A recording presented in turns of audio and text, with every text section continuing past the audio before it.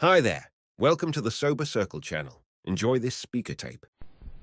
My husband and I drove to Statesboro, all the way to Statesboro from Savannah, to hear him speak one weekend, and we heard his wife instead, but she was very good, but I still didn't get to hear Paul.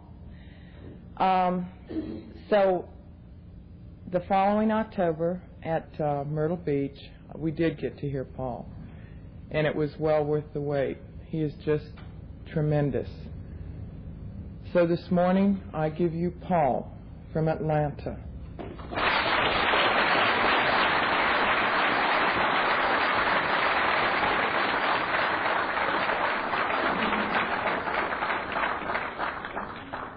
Thank you, Marilyn. My name is Paul, and I'm an alcoholic. Good morning, everyone. Thank you. And I'm a member of the best AA group in the world, the Northeast group in Atlanta, Georgia. And I want to begin by thanking the committee here in Albany for giving me this opportunity to come and share with you. As I was thinking about giving this thanks for being allowed this opportunity, I began to think about the people that have laid this path that I'm walking today. And I guess I have to thank the Fellowship of Alcoholics Anonymous for giving me the opportunity to have a choice of being sober today. When I think about my home group, the best AA group in the world, I think about that word out of the traditions called unity. And think about this beautiful lady that I called yesterday morning to tell her that I was on my way here, and she wanted to send her love to all of you people. And in a way, she's one of my grandmothers. She's one of my sponsors. And often I think about my relationship with the Fellowship of Alcoholics Anonymous. And I think about where I've come from and where I'm at today.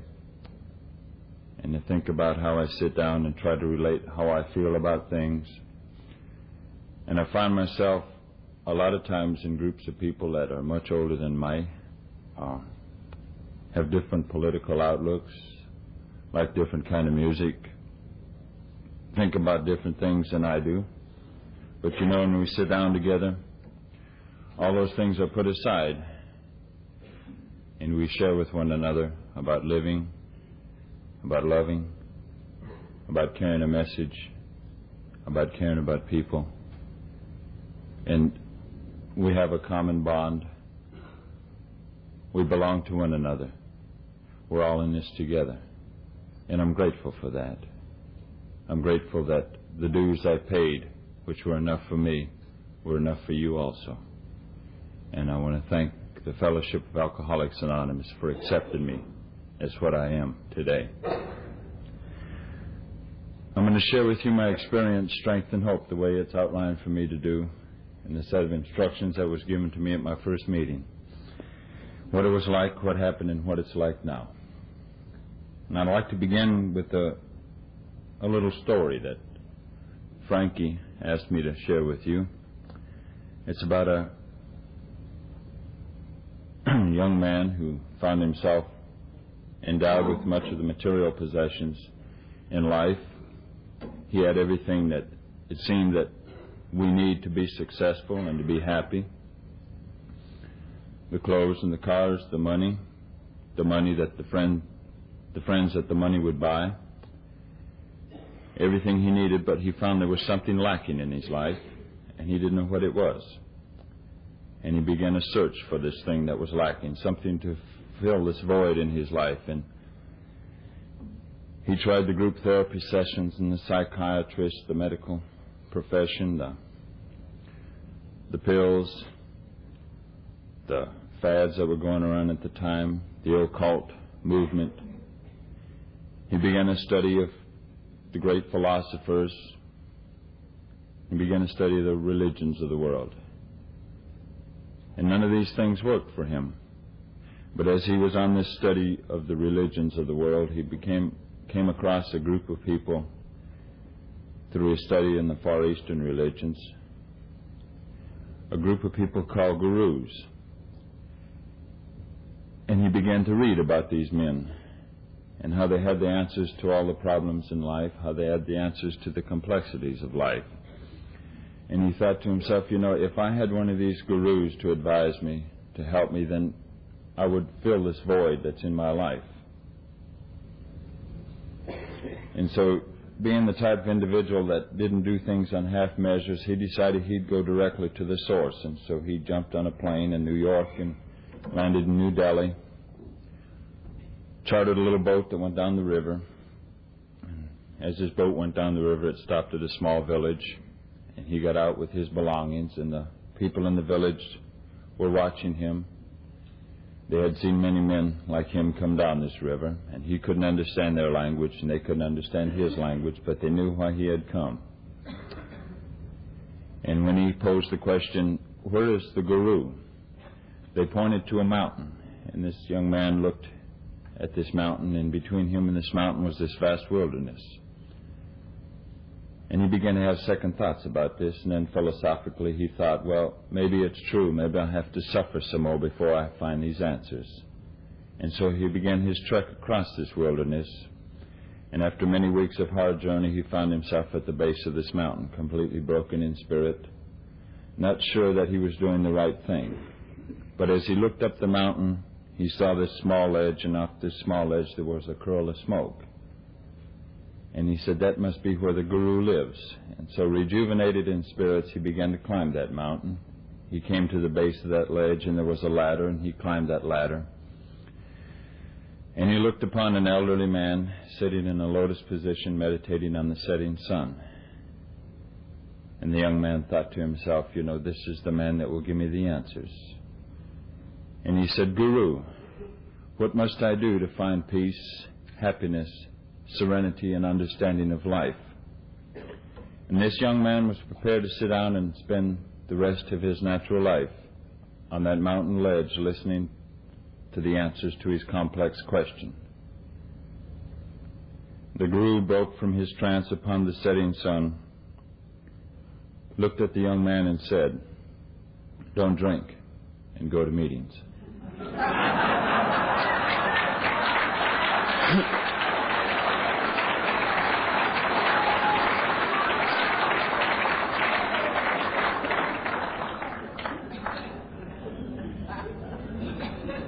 In a sense, the people that I call sponsors in the Fellowship of Alcoholics Anonymous are much like that guru on that mountain ledge, because when I came to them with my complex questions, wanting somebody to make a decision for me, somebody to give me the answers, they approached me with that same simplicity, the simplicity that makes the program of Alcoholics Anonymous beautiful.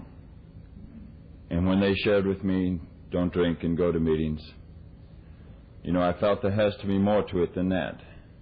But as I find a continuum of 24 hours of sober living within the program and the Fellowship of Alcoholics Anonymous, I find that is true. That if I stay close to Alcoholics Anonymous, that if I try to practice the program and the principles to the best of my ability today, that these answers will come to me when I'm ready. And I'm confident that I will get answers today and answers tomorrow, and answers as long as I live, if I'm willing to wait for those answers to come to me. And I'm grateful that we have a program that is simple enough for me to understand and simple enough for me to live today. I had that first drunk when I was 12 years old on a small Indian reservation in the state of South Dakota. And that first drunk set a pattern that was the last 13 years of my life. Because on that first drunk, as I recall, I went to town with some friends. We bought a jug and went to a small tree out in the field, and we sat under that tree and proceeded to get drunk. This was our intention. We had nothing of the social graces of consuming alcohol. When you took a drink, you were supposed to get drunk. And that's what I did. And I blacked out, and I recall coming to the next morning about 20 miles away from that particular spot where I took that first drink. Not sure how I got where I was at, but remember getting up and deciding that we'd go back to town and get some more. And this was to be my pattern in my drinking career as an operating alcoholic. that when I took that first drink, my intention was to get drunk. And when I got drunk, I blacked out. And I was always in search of something else, and I didn't know what it was. I left that reservation the fall of my 12th year to go to a government boarding school about 160 miles from that reservation.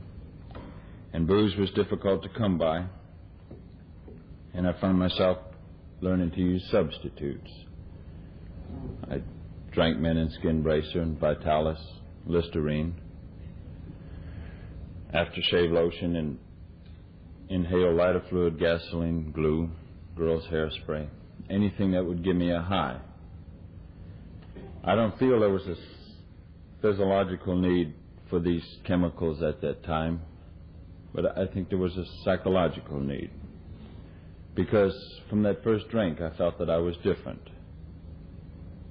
I recall at high school that I was at that my older brother had graduated there with many honors. He was a top student. They often tried to make me parallel his academic life there in the way that he was, but I wasn't cut out to do that. I was different. And these things that I put inside of me, I thought gave me the courage to be what I thought you wanted me to be. But when I got these things inside of me, I found out I didn't care what you thought of me or what I wanted to do. And I was a different kind of individual than most of the students around me. And I was thinking back about how I was in that high school, and I recall one particular incident. They used to have a dance every Saturday night, and there was a dress code, and part of the dress code was that you were to wear a belt when you went to this dance. Well, my dormitory was right across the street from the gymnasium, and I decided that I was going to buck the authority that night, and I wasn't going to wear a belt to the dance. So when I got to the door, the man that was watching the door told me that I had to go back and put a belt on, otherwise I couldn't go to the dance. So, being the type of individual that I was, I went around to the back of the gymnasium, stuck some boards up against the brick wall where I could reach some lattice work where there was some vines growing, and I crawled up that lattice work and opened a window, and I got inside of that gymnasium, and I had white pants on that particular night, and they were all dirty, but I had got inside of that dance, and I went over and sat in a corner and hid during the whole thing. But see, I had accomplished my purpose. I got inside of that dance the way that I wanted to, instead of walking back across the street, which would have taken about 3 minutes, and putting a belt on and walking into the dance and enjoying it like everyone else. And because of the things that I did, this was just one small incident that makes me think about my personality. But I did things, I got myself into trouble, I got my friends into trouble, and I was expelled from that school and sent back to live with my grandparents on this reservation. My grandfather, although uneducated by society standards, was a very wise man. And he shared with me what it was going to be like for me in this life without what this society had deemed for me a proper education. And so under his prodding and direction, I wrote a letter to that school and asked them if they'd reconsider. Would they allow me to return and give me another chance, and I would be different, I would change. And I share this with you because it developed in me an attitude that I carried even into this fellowship for some 24 hours. When the head boys counselor received that letter, he called a student assembly, and he read that letter in front of the student body. And when I had heard about this when some people came home for the Christmas holidays, and they told me about it. There were 500 students in that auditorium, and when he read that letter, there were 7 people in there that laughed. And these 7 people that laughed were my friends. And I felt they were laughing at me. That I had, in a sense, humbled myself and thrown away all my principles that I had tried to live by up to that time, and they were laughing at me. And I heard about this, and it hurt. And I decided, well, if your friends laugh at you, everyone else must be laughing at you. And I'd need no one. And I decided from that time on that if I was to do anything in this life, I would do it on my own. I needed no one. And that attitude almost killed me, because when I came to the Fellowship of Alcoholics Anonymous and you extended your arms to me and your hearts to me and said, "We love you, Paul, just the way you were, just the way you are," I couldn't accept it because I was afraid you were going to laugh at me. I left that reservation when I was 16 and went to Dallas, Texas, joined the United States Navy. Had my first experience in being in jail as a result of alcohol, coming home on boot leave. I was arrested with some friends in Gadsden, Texas for drinking in public. I spent my boot leave money getting out of jail. I went back to San Diego and was flown to a destroyer that was home ported in Yokosuka, Japan. While I was in the service, my drinking increased because I had more money available to me. It seemed like everyone around me drank. But I was different.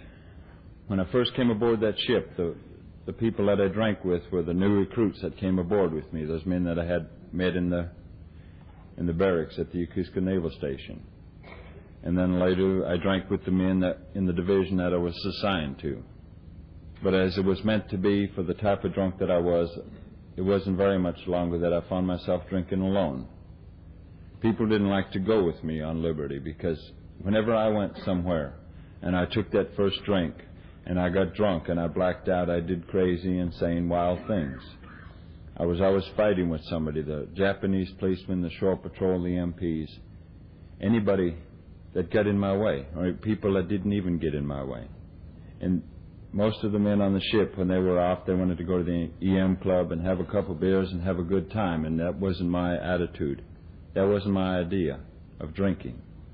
And so my shipmates stayed away from me. And I used to do things in these blackouts that they would relate them to me, and I never felt I was capable of doing those things. Like one particular night I came back to the ship and supposedly went down into the machine shop. And there were some men down there drinking coffee and talking, and I picked up about a 4-foot iron bar and started trying to, I don't know what I was trying to do. I guess I was trying to kill somebody, I'm not sure. And I used to cuss out the officers on the deck when I came back aboard ship.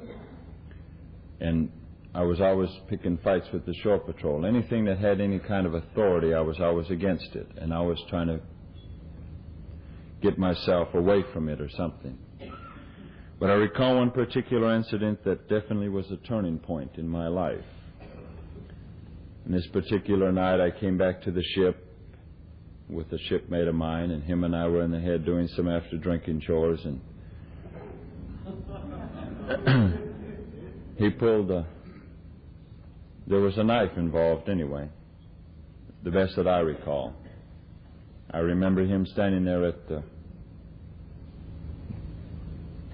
hatch to that head, and he had this knife, and that's all I recall until the next morning when I came to and I had blood all over my white uniform. And blood on my uniform was a normal part of my drinking routine because I was always bumping into things. Somebody was bumping into me or something, so blood on my uniform wasn't nothing new to me. But when I fell out of that rack and hit the deck, and the first class petty officer in the division came over and slugged me and knocked me to the deck and asked me if I'd realized what I had done, that my friend Reed was laying in the Yokosuka Naval Hospital and they didn't know whether he was going to live. Now, you know, I shared this many times, but I had a chance to look at my service record, and it's not as bad as my shipmates had related to me. Or else they either covered it up very well in my service record, because I'm not sure what did happen, except that there was a knife and somebody got cut and there was some blood. But as a result of that, they had a field board, and the field board was comprised of the officers of my ship, and some of my shipmates came forward as character witnesses and related to the field board, you know, Paul works hard, Paul learns fast, Paul does a good job if he'd only stay sober.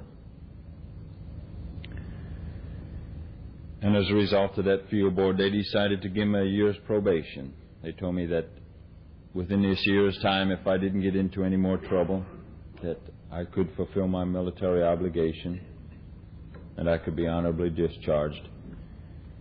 And so 30 days after that field board had convened, we pulled into Kaohsiung, Formosa, and they were planning a ship's party. And my shipmates had told me, Paul, you know, why don't you go over later than the rest of us? Why don't you start drinking later than we do? Why don't you get something to eat before you drink? Or why don't you drink at a different bar? Why don't you drink wine instead of beer, or beer instead of bourbon, or whatever? There might have been those few that told me, Paul, why don't you just not drink at all? I found myself in Kaohsiung, Formosa, with the ship's party, where all the booze was free and all the food was free, and all my shipmates were going to it. And I decided, shackled with this responsibility of this year's probation, that maybe I'd better do something. And I decided that I would let my shipmates go to that ship's party. I'd let them start drinking, and then I would arrive later than they did, and I could drink, and I could be like they did. I could drink just like they did, and there wouldn't be any problems. But I got on that Liberty launch with everybody else, and I got off on that Liberty dock with everybody else. And between the Liberty dock and the Enlisted Men's Club in Kaohsiung, there's approximately 50 bars. All my shipmates headed for the Enlisted Men's Club, and I decided I'd wait in the first bar for my shipmates to start drinking. Now, I've never waited in a bar for someone else to get drunk. And I arrived at the ship's party and did the normal things that I usually did when I was drunk. Cussed out my captain and hit the division officer, started a fight. As a result of that fight, other fights started, and a lot of people got rid of a lot of resentments that night. And somebody bundled me up and took me back to the ship, and nobody said anything about it.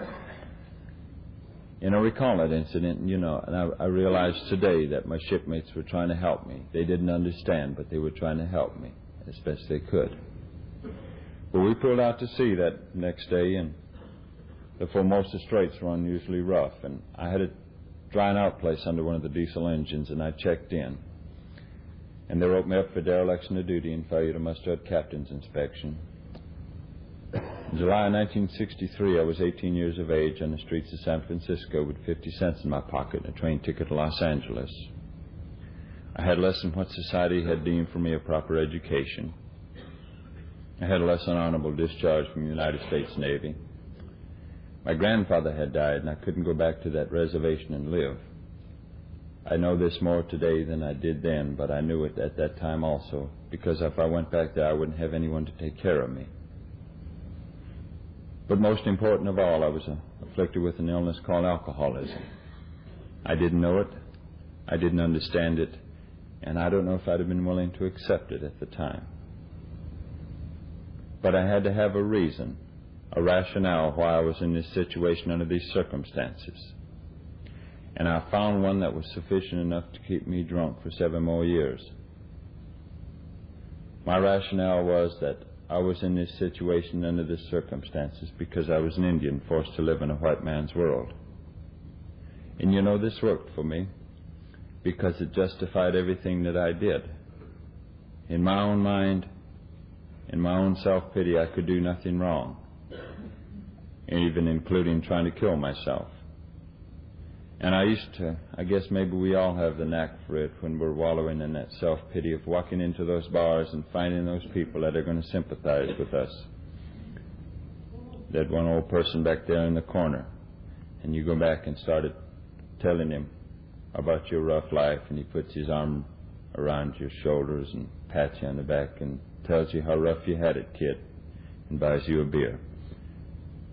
I used to find those people. I sought them out. And it worked for me. I settled in Atlanta in later in 1963, and I found a job, found a bar that I could drink in on Peachtree Street.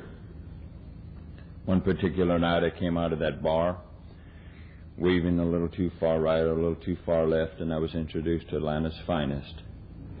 This was the first of some 40 odd arrests I've had in the city, along with 3 DUIs. But good things happened to me on that street, too. I remember one particular Sunday evening that I met a young lady, and 10 months after that young lady and I met, we got married. Now, Toady is of a completely different background than mine, and people often ask how we met, and I say that I was walking out of a bar and she stepped on my hand. But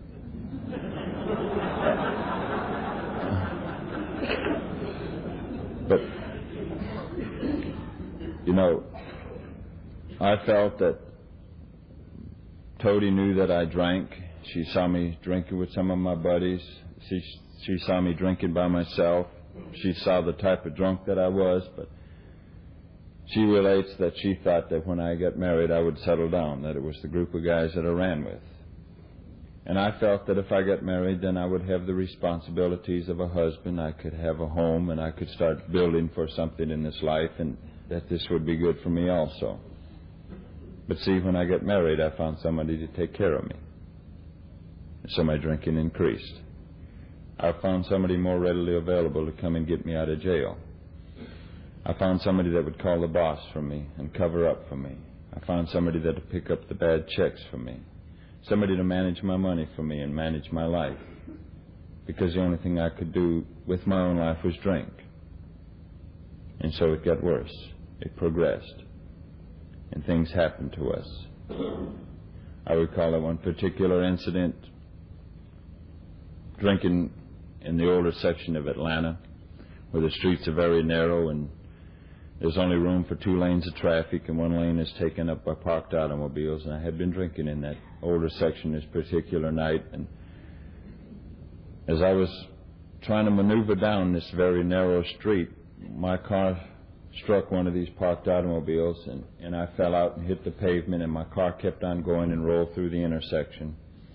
And when I came to the next morning in the Atlanta City Jail, and I was in this private cell, and I pulled a citation out of my pocket, and there was a list of the things that I had been charged with. And as I went down this list looking at them, one of them was leaving the scene of the accident.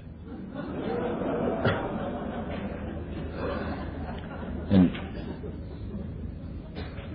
we often speak of the grace of God, but for the grace of God. And I realize that this is true in my life today, that even though I was blaming this higher power, this God, for everything that was happening to me, that in a way He was looking out for me, that He wasn't necessarily intervening, but He was taking care of me in a sense.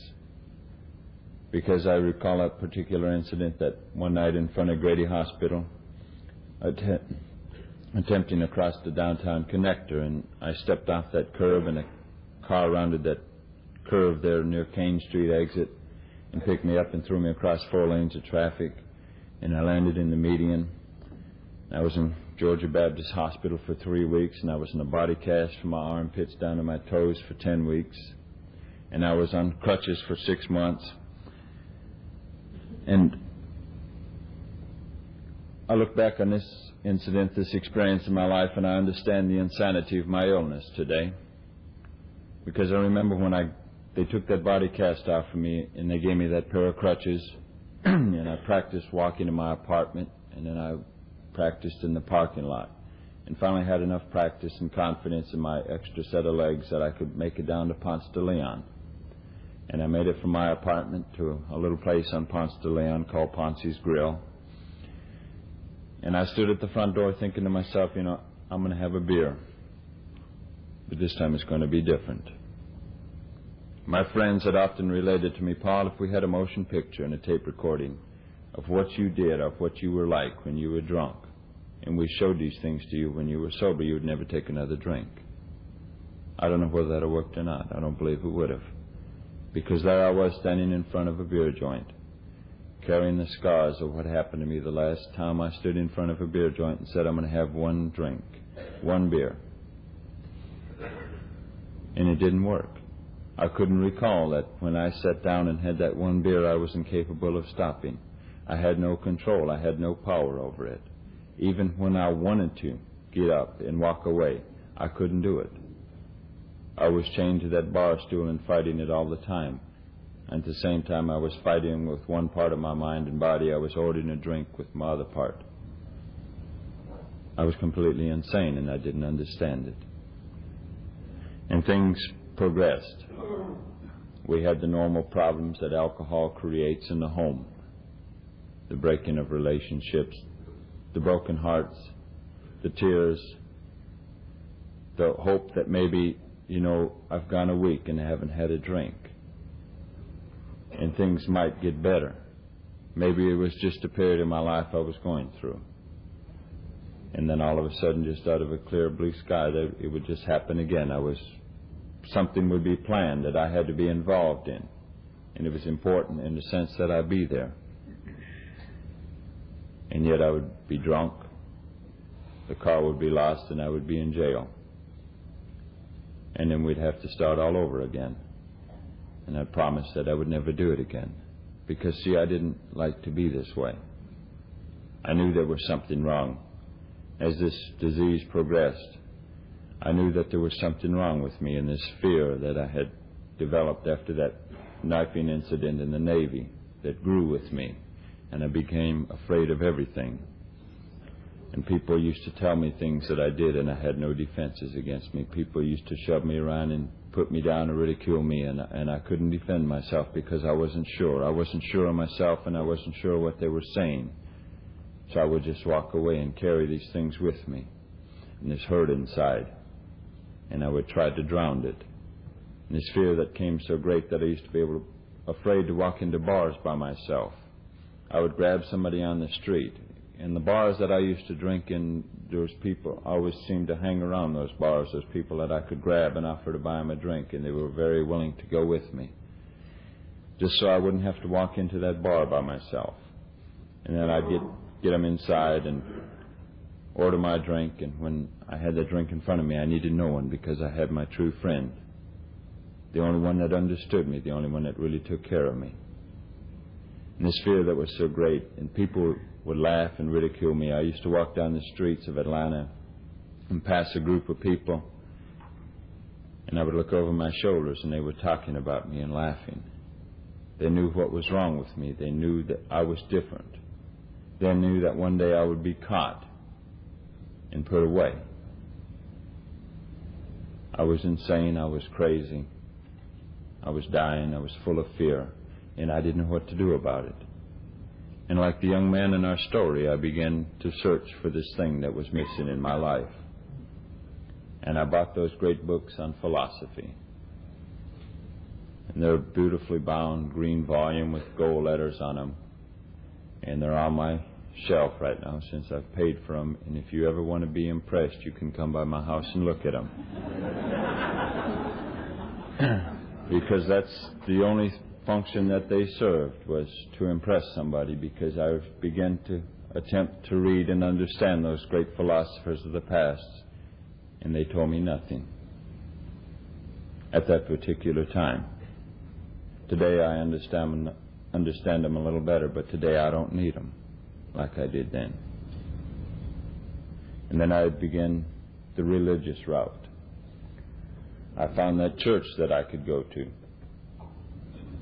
And I began to excel as a church member, training union leader, youth counselor, vice president of the Brotherhood. All those little titles they were willing to stick on me. But I didn't find anything. I found only those titles. And I can still sometimes look back and feel that guilt of trying to sober up on Sunday morning so I could get to church and try to talk about a God that loved me, a God that cared about me, and a God that I understood and walked with on a daily basis. If there ever was any hypocrites in church, I guess I was the biggest one they ever saw. But I was searching for something. And I guess if you search long enough and hard enough, and in truth, you will find it. But the church didn't work for me, and I hold no resentment against that church or any churches. I feel that they did the best that they could, and they do have a plan and a program that works for some people. And whatever works for any suffering alcoholic anywhere, that if he can get sober and stay sober this day, and he finds happiness and understanding of life, then I'm for that program, whatever it is called. But I recall that particular time I told my young wife, you know, when I was on that reservation, things weren't like this. I didn't feel this thing inside of me, this eating away at my insides. And I recall those words my grandfather shared with me when I was very young. We were spending some time together one day in his garden, and he told me, Paul, go to that high place and you will meet the Great Spirit. He will give you guidance and direction toward the path you are to walk in this life. And my grandfather was much like the members of Alcoholics Anonymous. My grandfather never told me what to do.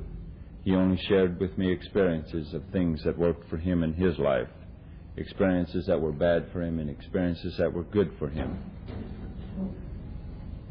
And I shared this with Toady, and I said, you know, that was back when I was on that reservation. I can't find that high place and that thing out here in this world. And I said, let's go back there and I will recapture this thing that's missing in my life. And it took me almost 9 months for me to convince her to go back there with me, because I had related to her many of the drinking times I had on that reservation. And truly in the back of my mind, this is why I wanted to go back there. It's because when I drank on that reservation, I didn't have all these problems. I didn't have cops pulling me out in Piedmont Park and beating my head in. I didn't have this fear and this guilt, this remorse. I didn't have people calling me on the telephone, asking me questions I couldn't answer. I didn't have a wife nagging at me. I didn't have a boss giving me the dickens every Monday and Tuesday and Wednesday mornings about being late or not being at work on time. And I wanted to go back there and drink like I once did. Well, when I took a drink, I got drunk, and when I got drunk, I blacked out, and when I came to, if I wanted to drink some more, I went after some more, and if I didn't, I just laid there and got well. And that's what I wanted to do. And 15 minutes after we arrived on that reservation, of course, I went back a big shot. I bought a big fine Oldsmobile I couldn't afford. I borrowed some money to buy some fine clothes, and I borrowed some money to travel on. I look back at that incident and realize it doesn't take very much to be a big shot, because that's what I was, and I didn't have anything. But 15 minutes after we arrived on that reservation, I had my cousin in my car, and him and I were headed for the nearest beer store, which was 20 miles away, and I stayed drunk for 3 days. And in the interim of these 3 days, my wife came and took my car, my clothes, and my money. And I recall that third morning when I came to in front of one of those little rundown shacks, and I had lost my shirt, and I was dirty, I was broke, and I was hungover. And some of my childhood friends were standing on the porch looking at me as I picked myself up off the ground. And one of them said, Paul, you haven't changed a bit, have you? And I look back on that and realize that, you know, the cars and the clothes and the money, what I show on the outside is not going to do it for me. I have to have it on the inside. And when I have it on the inside, what I have on the outside becomes unimportant. We came back from that trip, and I had my final DUI and my final time in jail, and I think this is the period of time that takes place for me is what happened. It took almost a year for it to happen to me, for me to reach that point where I accepted what I was, and I accepted what you people had to offer me.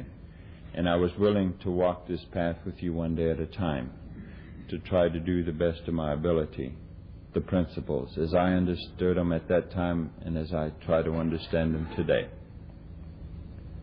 But see, there were certain things that had to happen. We had to find out that there was a program called Alcoholics Anonymous. And that happened one particular weekend because I was staying with a friend in Decatur at the time. And I'd like to preface any remark I say about this individual that maybe at one particular time in my life I carried a resentment against this individual. And as I grew in sobriety, I overcame that resentment and came to a point where I attempted to help him. And I'd like to share with you today that as of today, he's got approximately 6 weeks within our fellowship, and that makes me feel very good. But this individual, who was a psychologist by his own admission, And I was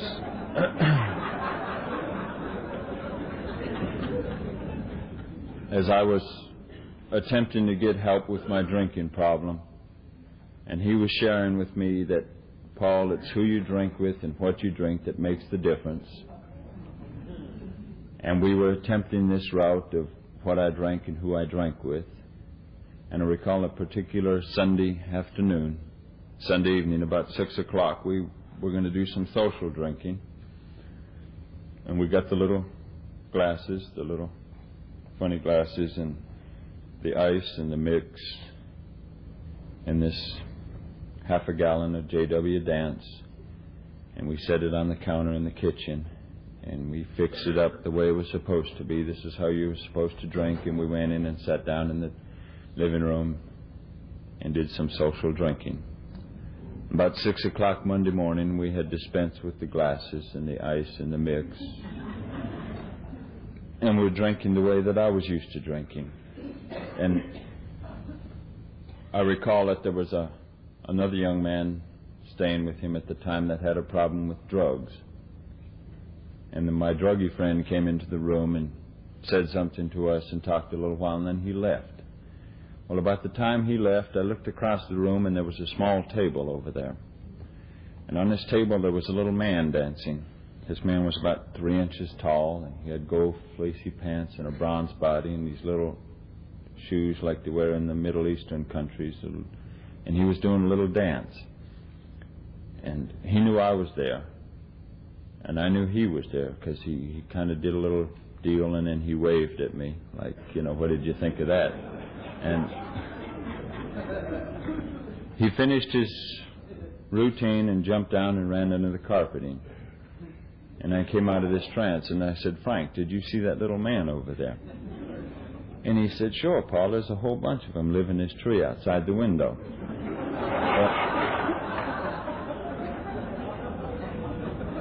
But see, this thing scared me, though, because my druggy friend had just been in the room, and I thought maybe, he put something in my drink. And although in my life I've had a lot of opportunities to indulge in other type of drugs, I never have, because I respected and was afraid of those things, because you can get hooked on them and they can kill you.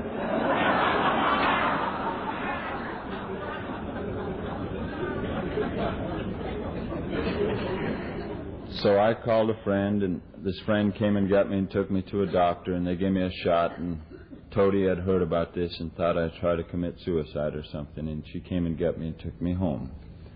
Well, that particular Sunday, she had read in the supplement to the Atlanta Journal-Constitution about the program of Alcoholics Anonymous, Al-Anon and Alateen. And when she got me home, she asked me if I would like to try Alcoholics Anonymous. And I said I would. Because, see, I was willing to do anything, because I had tried it out there by myself, living apart from her, and it didn't work. And I knew she could take care of me, and I was willing to do anything that she asked me to do, and so I made that telephone call, and that call was returned, and I made it to that first meeting. I was much impressed by the people that I saw there, by the caliber of people. I wasn't sure what I was supposed to see or what. I didn't have in my mind at all anything about it that I can recall. And I was scared and nervous. And I sat on the front row, shaking and scared, not sure what I was supposed to do, not sure if they were going to ask me for some money or for me to do something that I was incapable of doing.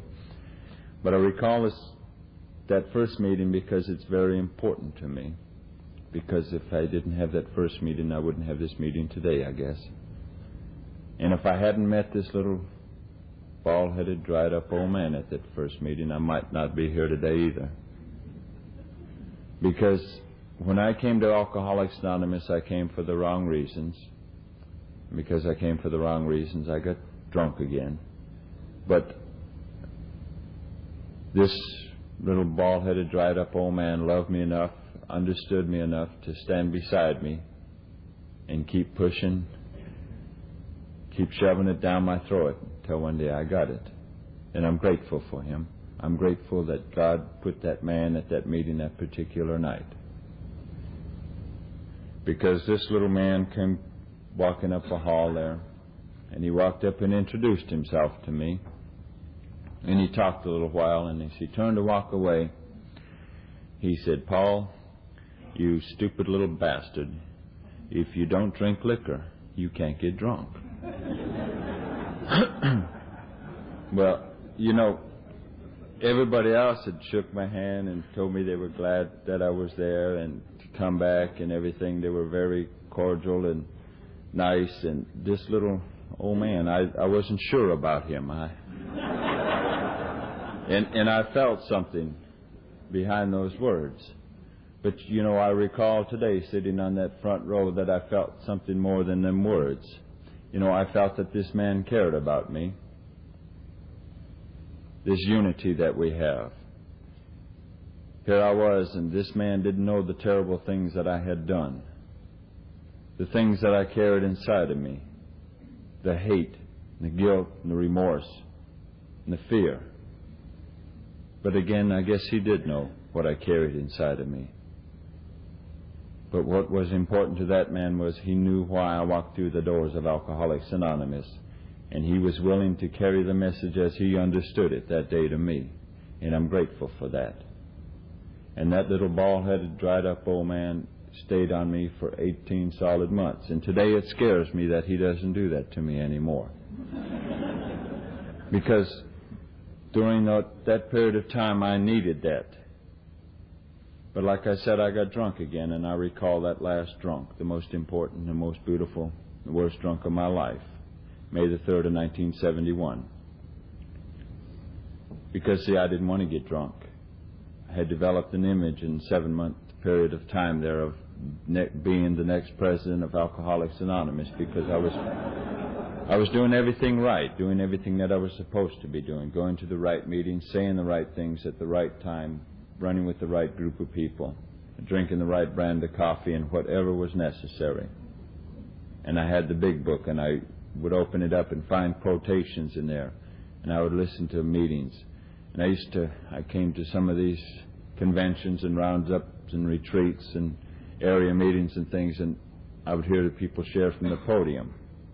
And I'd like to say, you know, if there's anybody out there today that thinks that, like I did at one particular time, that I could get up there and do this, you know, I used to sit back there and think, well, you know, that guy isn't so great. I can get up there and do that too.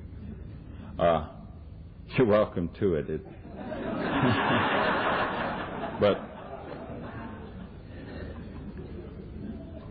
But I came to this point that I was doing everything right. I went to a meeting every night, and I played the lip service and played the word game, and I had that final drunk. When I didn't want to get drunk, that first drink, that time in my life when I'm going to have no effective mental defense against that first drink. And I recall that morning when I came to, and I was staring at the ceiling, and I wondered what I had done. I had let my wife down, I'd let Alcoholics Anonymous down, I'd let my group down. Could they go on without me? And as I lay there thinking about these things, something clear and concise came in my thoughts, and it was Paul. It said, Paul, the only person you've let down is yourself. And then I began to think about constitutionally incapable, because I looked back on that particular evening and I didn't want to get drunk. It was so important to me, so important to my ego that I didn't get drunk. And yet I had. And when I got drunk, I'd ruined everything. I had destroyed and torn down this image that I had built for you people. Was I one of those people that was constitutionally incapable? And I didn't know what I was going to do. And we talk about responsibility in Alcoholics Anonymous, responsibility of extending our hand. And I'm glad, I'm grateful that God saw fit to give somebody the time to fulfill their responsibility to me. Because that telephone call came, Paul, are you all right? Paul, are you coming back to the program? Paul, the longer we stay away, the harder it is to get back. I'm grateful for that call. From that call, I look back and realize my responsibility today, not only to the alcoholic or the one back there with 20 years. I have a responsibility today to let them know that I love them and I need them. And I do want to say it to you people today that I do love you and I need you more than I needed you 5 years ago and more than I loved you 5 years ago. And so I came back to Alcoholics Anonymous and I began, in a sense, anew, because I had never really started. I'd only played the game. The bottom paragraph on page 43 in the big book is my lifesaver, because it tells me at certain times I'm going to have no effective mental defense against the first drink. No human power I know of is going to be capable of keeping me from that first drink. And that's when I have to call on a power greater than myself. The only power I had going in my life was my mental ability to memorize quotations and to spout them at the proper times as I saw fit. I had nothing going for me. And so I began, with you people truly helping me, because I was willing and ready to accept the help that you offered then. And I recall the best talk that I have ever made, and I guess I'll ever make, was when Helen M., who's from Lakeland, Florida, now was chairman at the Decatur group one particular night, and I went blowing in there with another member of the fellowship, and her speaker wasn't able to come that night, and she asked the other individual first if he would speak, and he said, you know, I don't talk at meetings. And so she turned and asked me. I was third choice that night, and I guess I needed that. And I got up and rattled on for 20 minutes, and I don't recall what I said. And I don't know, maybe one of these, Howard over there I know has it on a tape somewhere. I guess maybe one day he'll let me listen to it. But, you know, I went home that night. I was completely exhausted. And I lay down and I fell asleep. And that's the way it's been ever since, that when I know that if I can get in proper attitude with the higher power of my understanding, that if I can turn my life and my will over to Him, that each night, when it's time for me, I can lay down and I can go to sleep. If I've done the best that I can that day, if I've attempted to extend my hand to somebody, if I've lived my life the way that I talk my life, if I've walked this walk to the best of my ability, then I can lay down and go to sleep. Because I'm being truthful with me. I'm being honest with me.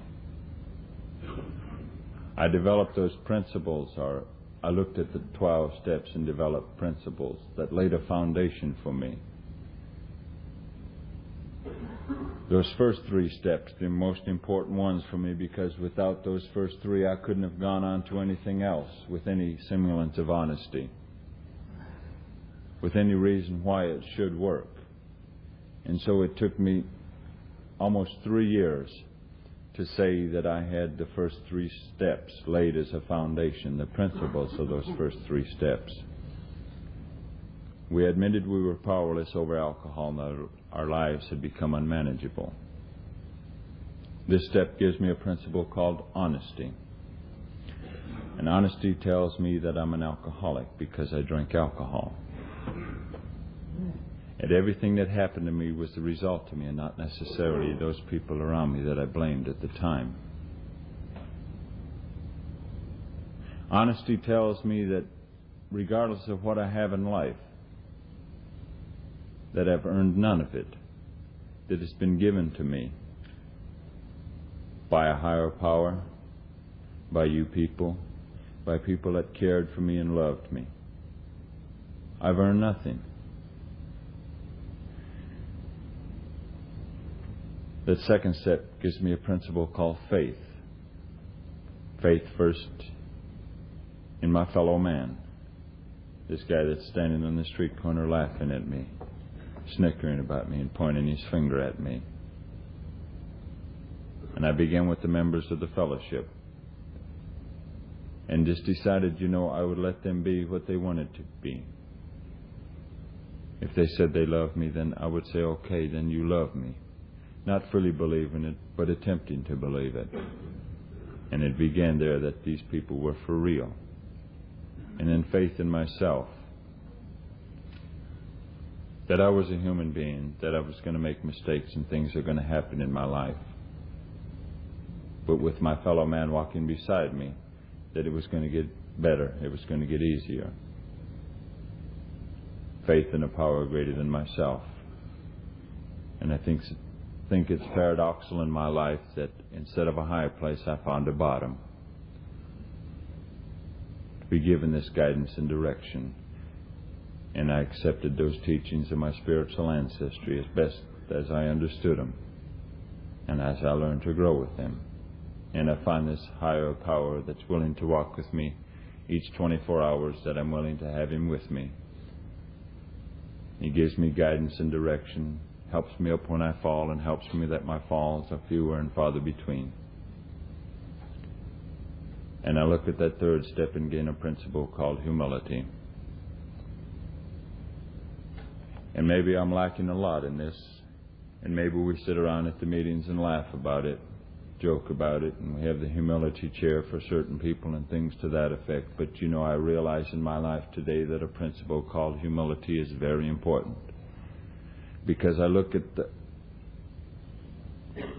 older members of Alcoholics Anonymous, those people in my opinion that I look at that have this thing called humility. And I want so much to be like them. Because they know and they understand this life. Like I want to know and understand it. And I recall that particular incident that puts it foremost in my mind. In my home group, there's a beautiful lady that's got 31 years of sobriety. 31 years of working within the program of Alcoholics Anonymous. And I recall this one particular incident, one Monday evening after the meeting was over. And I had me a new guy up in the corner, and I was saving him. And I looked back in the kitchen, and Neely was back in the kitchen washing the coffee pot. You know, that's my job. That's what I'm supposed to do. That's the only thing I'm capable of doing. With enough humility, you know, I could truly accept that. Because Neely has accepted that. But the thing about it that taught me most important was that Neely, with her 31 years of sobriety, still lives this program one day at a time. She does things today like she did that first year she was with us. And one day, I hope I will grow to be like that. There's a spiritual essence that comes to my life, and it gives me moments and little things when I have everything that I've ever sought in life, when I have everything that I ever wanted, when the beauty of the whole world is open to me and I can know and understand everything inside of me. And it comes in little things, in little moments in my life, and each day I stay sober, I hope for one of those little moments to happen to me. But usually when I'm completely unaware of it, that's when they happen to me. And I used to tell my wife when I was an operating alcoholic, you know, if we had children, I could accept the responsibilities as a father. And I wouldn't have to do these things anymore. I could have a purpose and a goal and an ambition in life for my children. And the higher power of my understanding and His great wisdom saw fit not to give us any children. Because, see, I would have only destroyed their lives like I destroyed mine and my wife's. And I'm grateful for that. But on March the 4th of 1973, after I had enjoyed some almost 2 years of sobriety, I was in the Decatur General Hospital in that little room reserved for people in my situation, and about 3:26 a.m. they called on the telephone and told me, Mr. Eddie, your baby will be delivered within the hour. And I waited around there, and I was nervous, and I sat down and began to think about things, and I thought, you know, what if it's retarded? What if it's deformed? What if something's wrong with it? What if it dies? What if they both die? All this negative thoughts were running through my mind, and I was in this room all by myself. I didn't have anybody with me. And then this spiritual essence came and put its hand upon my shoulder and said, Paul, it's going to be all right. Because you've forgotten for a moment what you've accepted, and you've forgotten for a moment what's been given to you. And I knew that in just that little period of time that if I wanted you people, all of you would be there with me. And I had this higher power that was with me that would give me the courage to accept whatever it was, the serenity to accept it. And sure enough, when that little tea cart came rolling around that corner and I saw a little son for the first time, I experienced one of those moments.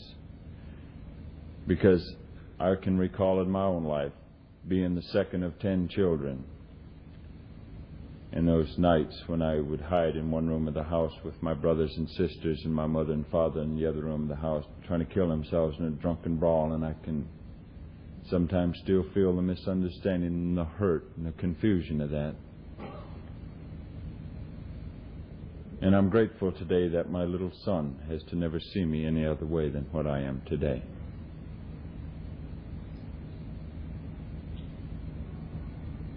There was a time in my life when I was afraid to look on my past, the things I had done, the things I had experienced. One, I was called upon to sort of write down some things about my life, and one particular morning, it was about 7:30, and I was in this office building that I worked at the time, and my desk was on the eastern side of that building, and there was a new modern thing with glass up and down. And I sat at my desk about 7:30 in the morning, and nobody else usually got to work till about 8 or 8:30. And I was there by myself, and I was proofreading these things that I had written down. And as the sun came up on the eastern horizon, I looked back on my life and the things that I had done. And then I looked to life today and the things I had been forgiven for, the things I had done. And for just a few moments, with gratitude and humility and understanding, faith and love, I found those things that I had searched for so long. With the sunrise in my spirit rose also, and I had everything that I needed in just that one moment. And of course it went away because I couldn't stand to live like that, because it was too much for me to understand and encompass all at once.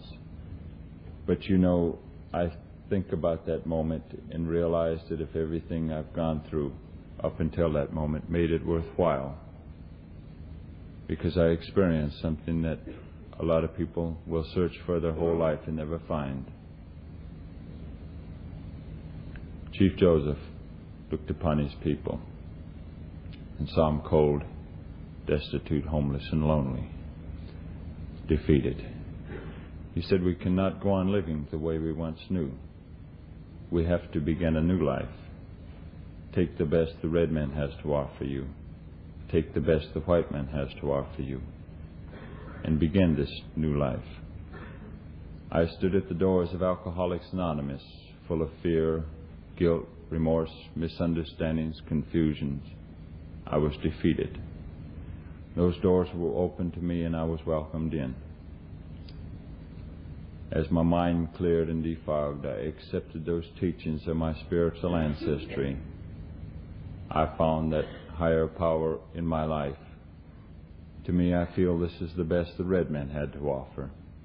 Today I walk with the Fellowship of Alcoholics Anonymous and live the program to the best of my ability in my life. And I have my little lady, Leotis. I feel I found the best the white man has to offer. Thank you.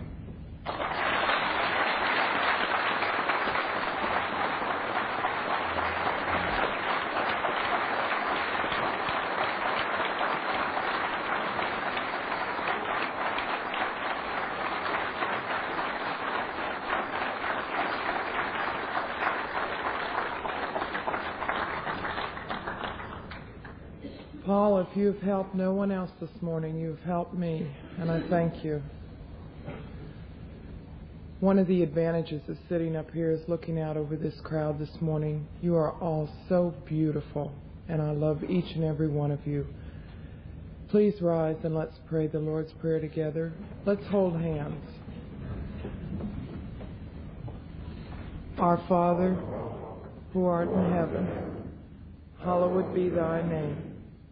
Thy kingdom come, thy will be done, on earth as it is in heaven. Give us this day our daily bread, and forgive us our trespasses, as we forgive those who trespass against us. And lead us not into temptation, but deliver us from evil. For thine is the kingdom, the power, and glory, forever and ever. Amen. That was wonderful, Pete.